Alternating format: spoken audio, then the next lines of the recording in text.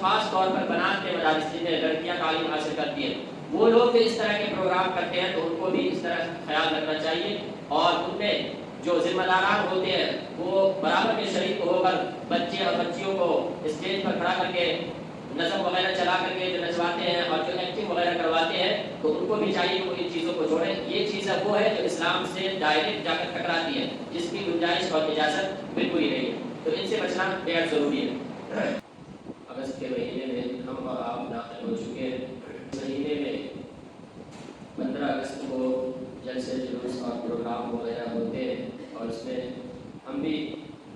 بطور ایک ہندوستانی اس ملک کے باشندہ ہونے کی حیثیت سے شریک ہوتے ہیں، لیکن اس سے پہلے ہمیں جاننا یہ ضروری ہے کہ ہم مسلمان، اور مسلمان وہ ہے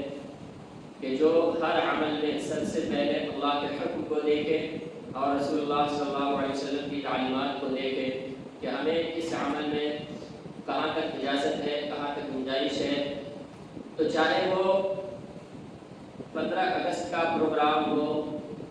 جھنڈا لہرانا پھہرانا ہو، یا اس کے اندر اپنے مجاہدین آزادی کا تذکرہ ہو، ترانے گنگنانا ہو، ان تمام چیزوں میں سب سے پہلے ہم یہ دیکھیں گے رسول اللہ صلی اللہ علیہ وسلم کی تعلیمات ہمیں کہاں تک کی باتوں کی اجازت دیتی ہے۔ سب سے پہلی چیز یہ کہ 15 اگست کو ہم جو ہے یوم آزادی کے طور پر مناتے ہیں، کیونکہ اس دن کو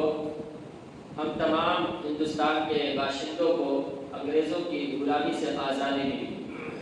آزادی ہی اصل ہے، غلامی عارضی چیز ہے۔ اللہ تعالیٰ نے ہر انسان کو آزاد پیدا کیا ہے،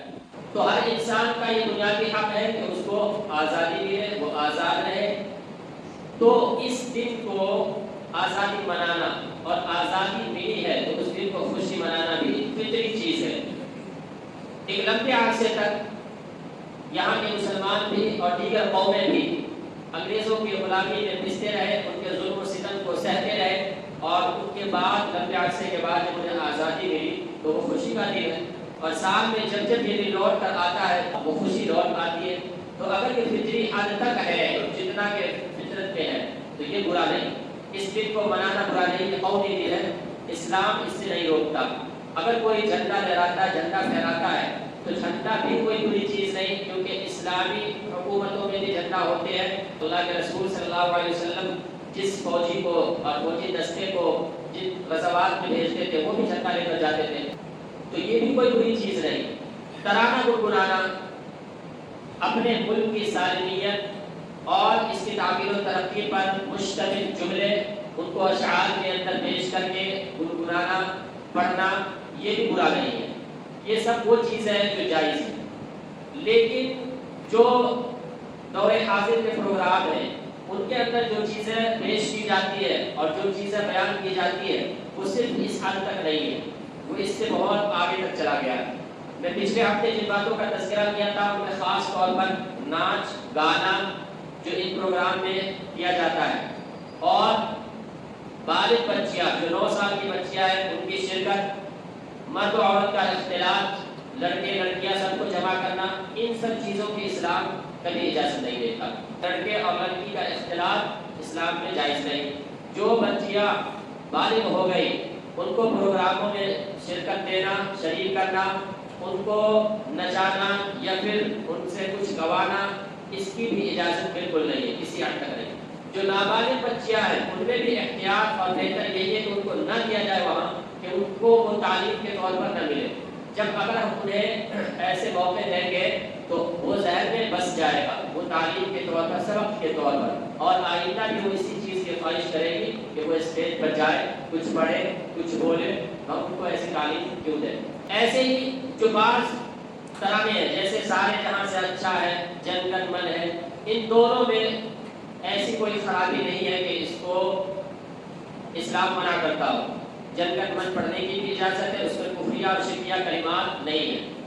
سارے جہاں سے اچھا کسی ملک، اس ملک کی تعریف میں کہا گیا سارے جہاں سے اچھا ہندوستان ہمارا، تو اچھائی مختلف وجوہات سے ہو سکتی ہے۔ ایک آدمی جب آدمیوں کے درمیان اچھائیاں بیان کریں گے، ایک اپنے علم کے اعتبار سے اچھا، بہتر ہے، بڑا ہے، ایک جسم اور جسے کے اعتبار سے اچھا ہے، ہٹا کٹا لمبا چوڑا ہے، ایک حسن و خوبصورتی کے اعتبار سے اچھا ہے، تو اچھائیاں مختلف طرح کی ہو سکتی ہے۔ تو اس ترانے کے اندر جو اچھائیاں بیان کی گئی وہ تقدس نہیں بیان کیا گیا ہندوستان کا، ہندوستان کی عظمت نہیں بیان کی گئی کہ یہ عظمت کے اعتبار سے بہت بڑا ہے۔ لیکن پھر بھی اگر کسی حد تک کسی کو اس میں پریشانی اور ایسا لگتا ہے کہ یہ دل کے اندر کھٹک اور شبہ پیدا کرتا ہے، تو یہ کوئی ضروری نہیں کہ آپ سارے جہاں سے اچھائی پڑھیں، کوئی دوسرا نظم پڑھ لے یا نہ پڑھے، نظم پڑھنا بھی ضروری نہیں۔ ایک اور مسئلہ ہے کہ جھنڈے کو سلامی دینا، سیلوٹ کرنا۔ سلامی کسے کہتے ہیں؟ سلامت رہنا۔ تو اصل یہ بھی کوئی عبادت نہیں، اس میں بھی شبہ ہوتا ہے کہ یہ عبادت ہو رہی ہے، لیکن یہ عبادت نہیں ہے، بلکہ جھنڈے کو سلامی دینا اصل میں ملک کی سالمیت کی دعا کرنا ہے۔ جھنڈا جو ہوتا ہے وہ ملک کا پرچم اور ملک کا ایک ترجمان ہوتا ہے کہ یہ ترنگا ہے، یہ ہندوستان کو دکھا رہا ہے کہ یہ ہندوستان کا جھنڈا ہے، تو ہم اس کو سلامتی اور سلامی پیش کرتے ہیں۔ اس کا مطلب ہم اپنے ملک کی سلامتی کی دعا کریں، اصل تو یہی ہے۔ لیکن اس میں بھی بہت سے لوگوں نے کہا کہ اس میں تشبہ بالکفار ہے، غیروں کی مشابہت ہے، اسلام کا یہ طریقہ نہیں ہے۔ اجازت بتا دیا کہ اجازت ہے، لیکن بہتر طریقہ نہیں ہے، تو یہ بھی سلامی دینا ضروری نہیں، آپ چاہیں تو دے سکتے ہیں، نہ چاہیں تو نہ دیں۔ تو یہ چیزیں تھی۔ ایک اور خاص بات آتی ہے ان دنوں میں کہ لوگ جو ہے بچے بچیاں خاص طور پر کوئی گال پر اسٹیکر لگا رکھا ہے، رنگ کروا رکھا ہے، کوئی ہاتھوں پر کوئی پٹیاں باندھ رکھا ہے، یہ چیزیں بھی اسلام سے بالکل ٹکراتی تو نہیں ہے، لیکن اسلام کی پہچان نہیں ہے، یہ غیروں کی مشابہت ہے، تو ان سے بچنا بہتر ہے۔ اور اگر مصلحت اس بات کا تقاضا کرتی ہو، ہم کسی ایسی جگہ میں ہو جہاں ہم اگر ان پروگراموں میں شریک نہیں ہوتے ہیں، تو غیر جو ہے ہمیں تعصب کی نگاہ سے دیکھیں گے، غیر جو ہے ہمیں اس طور پر دیکھیں گے کہ یہ اس ملک کے اندر اس ملک کے خیر خواہی کی سوچ و فکر رکھنے والا نہیں ہے، تو آپ وہاں اسٹیکرز بھی وغیرہ بھی لگانے کی گنجائش آپ کی آئے گی۔ میں بتایا کہ گنجائش، آپ اس کو یہ نہیں کہیں گے کہ یہ بہتر ہے، جائز ہے وغیرہ، گنجائش آ جاتی ہے، یعنی ایسے موقع ایسے حالات کے اندر دوسری اس کی نکل آتی ہے۔ کیپ لگاتے ہیں جس میں جھنڈا کا نشان ہو یا پھر وہ ترنگائی ہو، تو ان سب کی بھی وقتی ضرورت کے اعتبار سے اجازت آپ کو ملتی ہے۔ لیکن جن چیزوں کو بتا دیا، ناچ گانا ہے، مرد و عورت کا اختلاط ہے، ان چیزوں سے بچنا بے حد ضروری ہے، اور ایسے پروگراموں میں شریک ہونے سے بھی بچنا بے حد ضروری ہے کہ جن میں مرد و عورت کا اختلاط ہو اور سبھی پروگرام میں شریک ہو۔ اسکولوں کے اندر اور مدارس کے اندر، خاص طور پر بنات کے مدارس جن میں لڑکیاں تعلیم حاصل کرتی ہیں، وہ لوگ جو اس طرح کے پروگرام کرتے ہیں تو ان کو بھی اس طرح خیال رکھنا چاہیے، اور ان میں جو ذمہ داران ہوتے ہیں وہ برابر کے شریک ہو کر بچے اور بچیوں کو اسٹیج پر کھڑا کر کے نظم وغیرہ چلا کر کے جو نچواتے ہیں اور جو ایکٹنگ وغیرہ کرواتے ہیں، تو ان کو بھی چاہیے کہ وہ ان چیزوں کو چھوڑیں۔ یہ چیزیں وہ ہے جو اسلام سے ڈائریکٹ جا کر ٹکراتی ہے، جس کی گنجائش اور اجازت بالکل ہی نہیں ہے، تو ان سے بچنا بے حد ضروری ہے۔ اب دوسری بات ایک یہ تھی کہ ایسے موقع پر، جیسے اب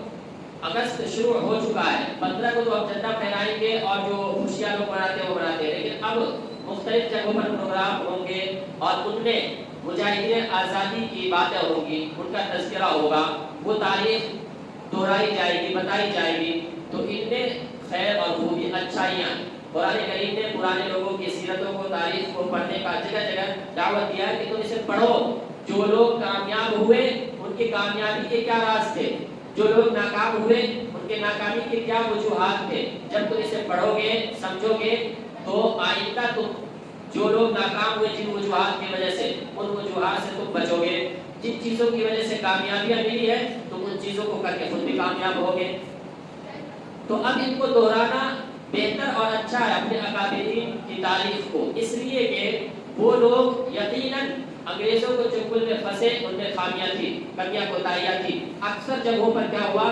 انگریز